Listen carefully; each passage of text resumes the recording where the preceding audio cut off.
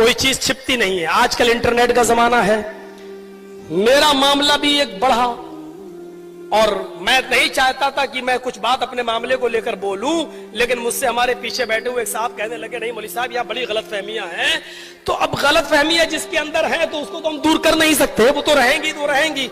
लेकिन तसव्वुर कीजिए मेरे भाइयों कि इतनी जल्दी इंटरनेट का जमाना है।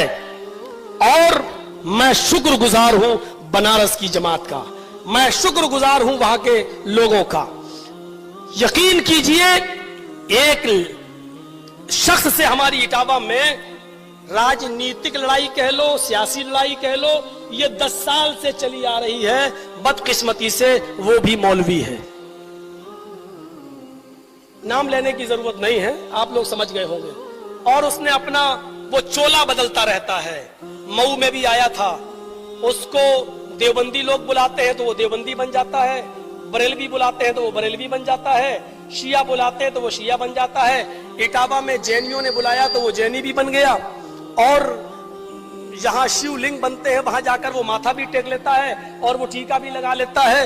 उसको पैसा चाहिए एनजीओ के नाम पर कि मैंने इतने गैर मुस्लिमों को मुसलमान किया, मेरा इतना बड़ा एनजीओ चल रहा है, इतना बड़ा मदरसा, जबकि सब झूठ है, सब फराड है। चूंकि मैं पूरे मगरबी यूपी का अमीर हूं, मैं उसको तस्दीक लिख कर नहीं देता हूं। मैं कहता हूं तुम्हारे पास 2 बच्चे जब मदरसे में नहीं पढ़ रहे तो मैं क्यों लिख कर दूं। तो वो 10 साल से ये दुश्मनी चली आ रही है कि ये मेरा बाहर चंदा नहीं होने देता है, जहां होता है वहां रोक देता है, और जब कोई तलाश करने आता है मेरा मामला तो ये कह देता है यहां कुछ नहीं।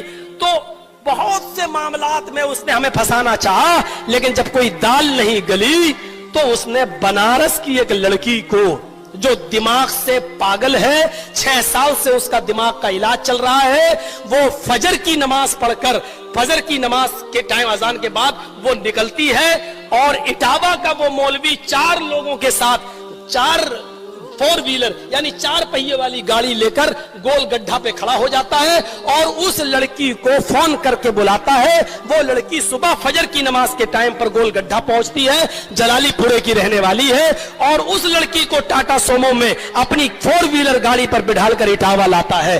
और 4 दिन उन 4 लोगों ने उसको अपने पास रखा, करहल, मैनपुरी और इटावा, उसको बहुत सी जगह घुमाया और उसको पढ़ाया, लिखाया, समझाया, उसके दिमाग में एक बात भर दी और वो उसको यहां भेज दिया ट्रेन पे बिठाकर।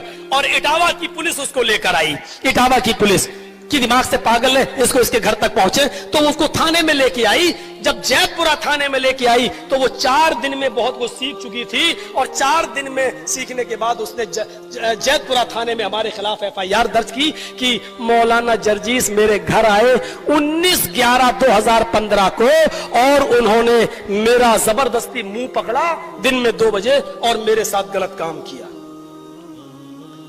लेकिन अल्लाह जज़ाए खैर दे उसके माँ बाप को। उस लड़की को एक तरफ बिठाल कर जब उसके माँ बाप को बुलाया तो उसके माँ बाप से पूछा कि तुम मौलाना जर्जीस को जानते हो? और उन्होंने कहा कि हाँ, जलसा करने आते हैं, मैं जानता हूँ, मशहूर आदमी है।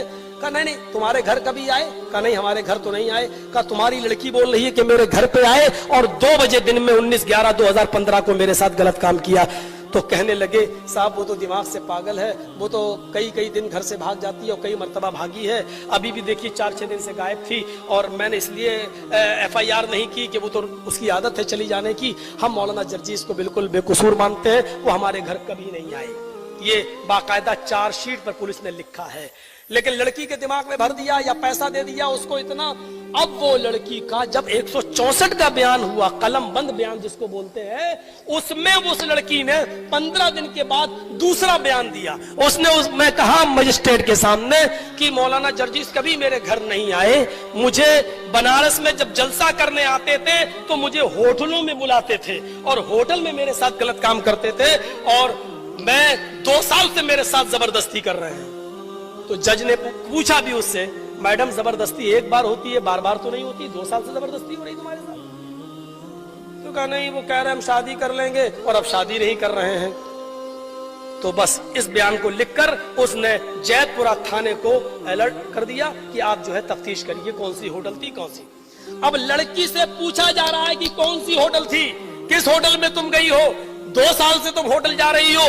तो लड़की का बयान है जो चार्जशीट पर लिखा हुआ है कि मैं होटल जानती नहीं हूँ, पहचानती नहीं हूँ, और अगर मुझे होटल तक ले जाया गया तो मैं होटल पहुंच भी नहीं पाऊंगी। अरे 2 साल से तुम जा रही हो तो होटल नहीं? कहा नहीं मैं नहीं जानती होटल कौन सी थी, मैं भूल गई।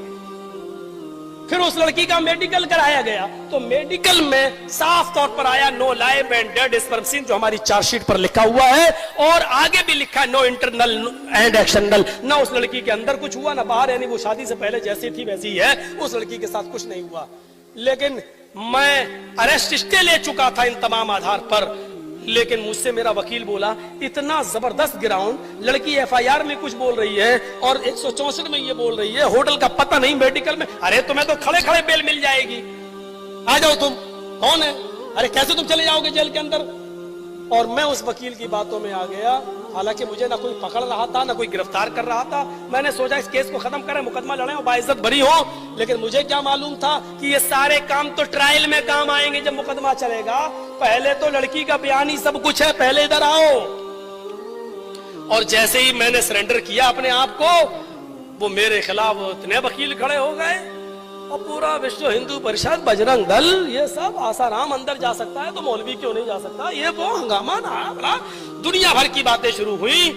और मैंने अपने पैरों पे खुद कुल्हाड़ी मार ली और सरेंडर होकर मैं अब अंदर हुआ। तो फिर हालात ऐसे बदल गए कि 2, 3, 5 दिन में जमानत हो जानी थी, लेकिन फिर इलेक्शन आ गए। इलेक्शन के बाद हाई कोर्ट जब गए तो हाई कोर्ट में दुश्मन ने हमारा एक वकील खड़ा कर दिया। उस वकील ने कहा अरे ये तो बाल ठाकरे के खिलाफ बोले, अडवाणी के खिलाफ बोले, इनके ऊपर तो बड़े मुकदमे चल रहे हैं। वो हाई कोर्ट ने भी मेरा क्रिमिनल रिकॉर्ड मंगा लिया कि इनका क्रिमिनल रिकॉर्ड मंगाओ, उसके बाद देखेंगे। अब क्रिमिनल रिकॉर्ड कोई हो तब तो है, कोई रिकॉर्ड नहीं। हर थाने से मेरे पास नील की कोई थाने में रिपोर्ट ही नहीं है, सारे थानों से नील रिपोर्ट आई। हाँ, कानपुर में एक मुकदमा था मेरे ऊपर 153 का, तो वो मुकदमा उसमें मैं बेल पे छूटा हुआ था। तो हमारे वकील ने बहस की, अरे 153 क्या, आजकल शराबी को शराबी कह तो वो एफआईआर करा देता है, जुआरी को जुआरी कह तो वो एफआईआर करा देता है, तो ये कोई मुकदमा नहीं है, कोई अपराध नहीं है। तो जज ने कहा कि भाई क्या बात, कहा भाई लड़की बालिग है, कह रही है कभी घर कभी कह रही है घर, मेडिकल में कुछ है नहीं, लिहाजा उसने फौरन बेल दे दी मुझे। अब जब बेल मिली मुझे तो अब मेरा दुश्मन फिर चौकन्ना हुआ, अब तो बेल मिल गई, अब तो जर्जिस भी मेरे खिलाफ कुछ ना कुछ करेगा। तो उसने फौरन कानपुर में जाकर मेरे खिलाफ कानपुर का वारंट जारी करवा दिया। अब मैं नहा धोकर बैठा था कि आज मेरी बेल हो रही है, आज मैं रिहाई है, बनारस से निकलूंगा। तो बनारस से रिहाई तो आई नहीं, मेरा वारंट और आ गया। मैंने कहा भाई मेरी रिहाई क्या हुई? कब तुम्हें कानपुर जाना पड़ेगा, ट्रांसफर होगा। मैंने कहा क्या हुआ? कहा वहां भी कोई मुकदमा है। मैंने कहा जल्दी से उसकी तरफ। उसने बताया, मैंने समझ गया पुराना मुकदमा है। मैंने कहा यार मैं तो बेल पे छूटा हुआ हूँ। बोले अब यहाँ से आपको ट्रांसफर किया जाएगा। तो अब मुझे वहां ले जाया गया, बनारस की पुलिस हमको लेके वहां पहुंची, लेकिन वहां मैं बस खड़े खड़े में छूट गया। उसने कहा कि आप तारीख पे क्यों नहीं आए? मैंने कहा मैडम मैं जेल में था, मैं कैसे आता 4 महीने। तो आपके वकील को आप एप्लीकेशन लगाना चाहिए। मेरा वकील बोला मुझे भी नहीं मालूम था ये जेल में थे। मेरा वकील बोला मुझे भी क्या मालूम, आपने बताया कि मैं जेल में हूं। तो कहा कि चलिए कोई बात नहीं, आपको की बेल तो होगी, आप बेल पे छूटे हुए थे, ठीक है, लेकिन चूंकि जेल से छूट रहा हूं इसलिए जेल में जाना ही पड़ेगा 2 घंटे के लिए। फिर मैं कानपुर की जेल में गया। मेरे भाइयों, इस पूरी लड़ाई में ना लड़की के माँ बाप नहीं, सिर्फ उसी मौलवी का हाथ है जो बहरूपिया है, और वो आप लोगों तक भी चंदा वंदा करने आएगा। मैं पहले बता रहा हूं कि होशियार रहिएगा, मुझे भी अब आगे लड़ाई लड़ना है, कोई कंप्रोमाइज नहीं, कोई समझौता नहीं, मुकदमा लड़ूंगा। और इंशाअल्लाह मैं पहले भी कहा था और आज भी कह रहा हूं कि मैं इस मामले में, मैं शिया सुन्नी मामले में, अहले हदीस बरेलवी सुन्नी मामले में जेल में बहुत बार गया हूं और कभी डरा नहीं हूं, होता रहता है। लेकिन 376 केस में जाना बहुत बुरा होता है, और मैं अपनी जमात को भरोसा दिलाता हूं, अपनी जमात को खास तौर पर, इंशाअल्लाह मैं आपके सर को शर्म से झुकने नहीं दूंगा। कभी इस तरीके का मामला मेरे साथ इंशाअल्लाह नहीं देखोगे। ये इल्जामात वक्ती तौर पर हैं, कोर्ट में मुकदमा चलेगा, लड़की ना होटल साबित कर पाएगी, ना होटल में एंट्री साबित कर पाएगी, ना उसके घर में हमें कभी कोई बता सकता कि मैं कभी गया हूं, और ना मेडिकल रिपोर्ट में कोई साबित कर सकता है कि मेरा काम किसी होटल में एंट्री नहीं, कभी उस लड़की की शक्ल तक नहीं देखी है। इंशाअल्लाह सच सच होता है, और एक दिन ये सूरज की तरह चमकेगा। कुछ बदलियां आती हैं और सूरज को चमकने से रोक देती